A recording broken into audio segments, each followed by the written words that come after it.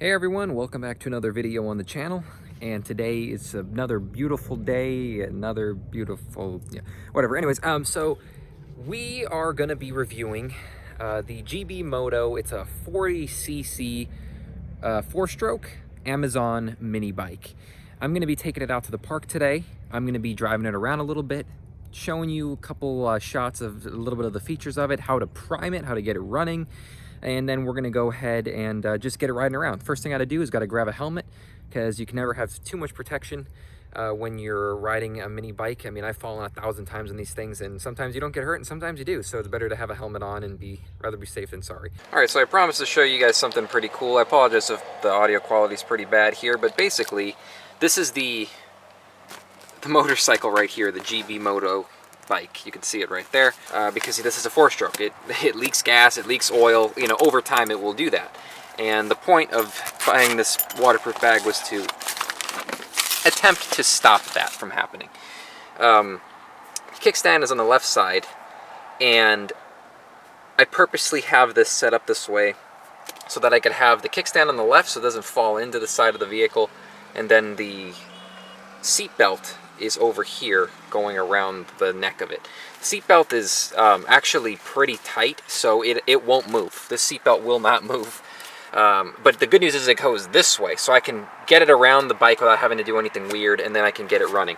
I'm gonna get the bike out, and then I'm gonna show you how to get it started and running, and then we'll go ahead and take it for a little bit of a ride. This is the GB Moto. It is a 40cc four-stroke. Pretty simple how this runs. This doesn't have a fuel injection system. It is a gravity-fed carburetor, which is pumped, pressurized through this little fuel kind of nipple right there. It's a finger-operated fuel pump. So when you get the vehicle first, you're gonna want to prime it. So you got to pump it here a couple times. Once it happens, it's done. Once it's primed, it's primed. You never have to do it again. This is your carburetor right there. It's very small. Down is your choke. Now you probably want to put a sticker that tells you which one it is, but I kind of know it by now, but in the beginning I didn't, and it was basically causing the bike to not start. So down is choke, up is run. Pretty simple. I'm going to leave it on choke to get this thing started. This is our pull cord. It feels good in the hand. I got to tell you, some of the Coleman pull cords, they feel terrible in your hand. This one actually feels really secure and really good. Very easy to pull over for this bike. It's actually, the bike is not even heavy enough to hold itself down, so you really got to put your foot on one of these pegs. These pegs are very bad, I want to tell you. They fold up fine, and they fold down okay, but these little pins bend like crazy all the time because they're just so wonky. When I got mine, actually, my pedal was flipped upside down. The tires, pretty good. I probably need to put some air in them in a little bit, but they're fine. The brake is okay. It is a little bit cheap. This part up here is a little cheap. Feels like a toy, basically, up here. This is all plastic. It's just cheap, and the throttle doesn't even let go. So you have to like manually move the throttle. So it's kind of cheap here. It's got this little like GB Moto thing here. It's kind of like a handlebar cover. Pretty crappy. You could probably put a really nice one, a really nice performance one on there, but it's not like you need it. Of course, I've got the gas tank here. Very nice gas tank. It's actually really cool, and it sips gas like it literally. I put one tank of gas in, and I've ridden this thing probably in combination, probably 5 miles in all of riding it, and it's only lost like that much gas. It's about a quarter gallon of fuel that it can carry, and then it just comes over and feeds down this line. So it's actually pretty cool.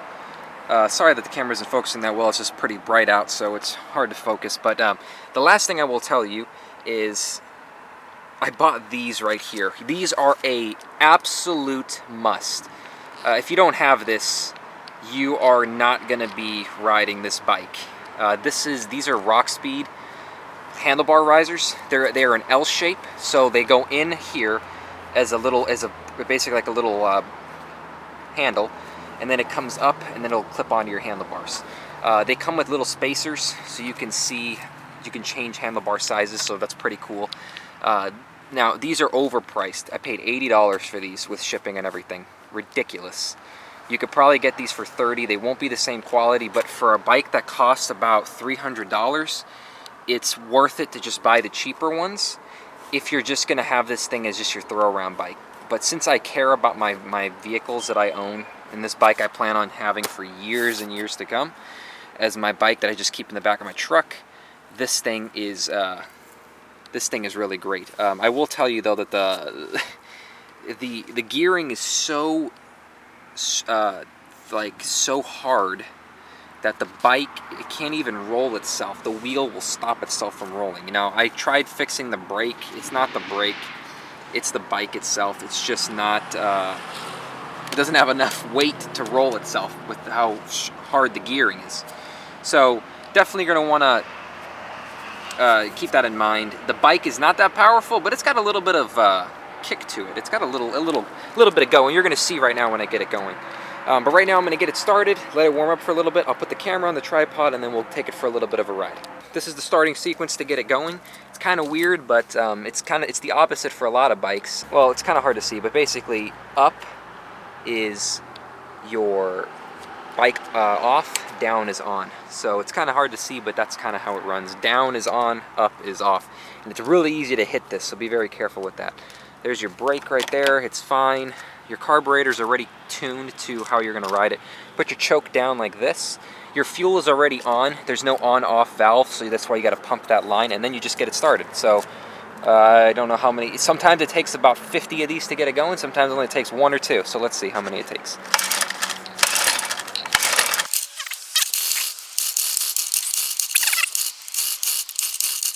What I'm going to do is I'm going to put the camera on the tripod.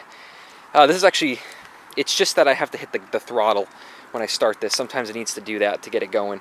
So I'm going to put the camera on the tripod and then we'll get it started.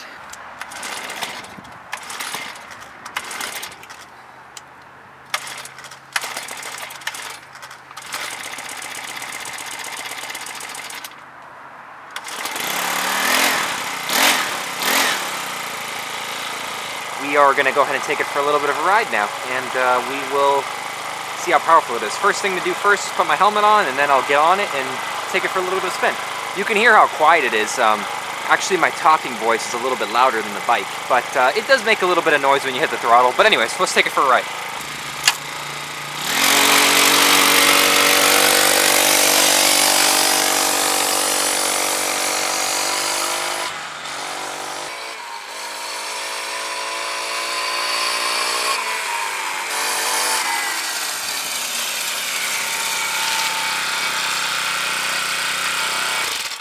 Alright, so I have a helmet on, so it's probably hard to hear me, but I gotta tell you, riding this for the first time without my boots on that I usually wear, as well as protective pants, definitely makes me a little bit nervous. You could probably see when I was riding, I wasn't, maybe if you could hear it or not, I wasn't giving it full throttle because I have a 2-stroke with this exact same transmission on it, and it throws the chain all the time. And I'm pretty paranoid about chains hitting me in the leg, so that's why I usually wear high boots. It does really good off-road, even with somebody as heavy as me. I'm 165 pounds, and I'm able to ride this thing pretty easily.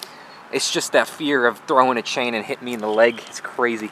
But as you can tell, these handlebar risers are the most kind of like important thing of this bike, because it comes without them. It just comes on here.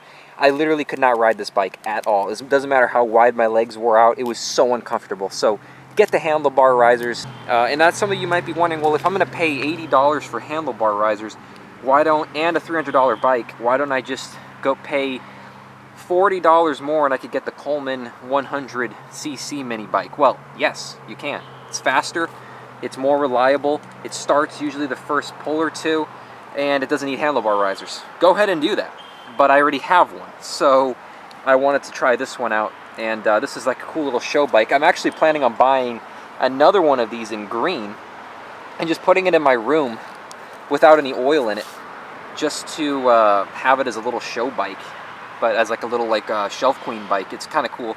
But anyways, I'm gonna get on it and ride it around a little bit. But there is one reason also why I'm not choosing to do the 100cc today, and this one is because this bike I can fit in the back of my truck, and The 100cc I can too, but it doesn't fit in the bag.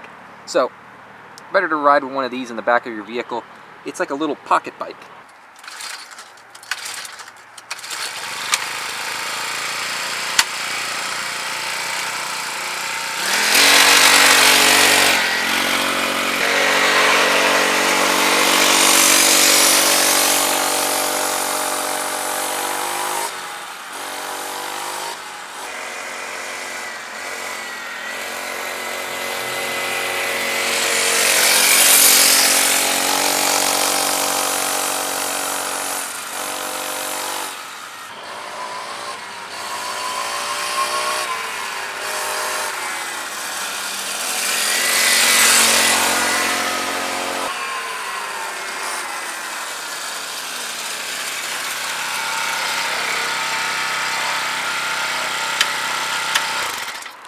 It performs pretty well. It's if you give it too much throttle without you kind of going halfway down, if you go too far, too fast with the throttle, it will bog down slightly, and I'm assuming it's just not getting enough fuel.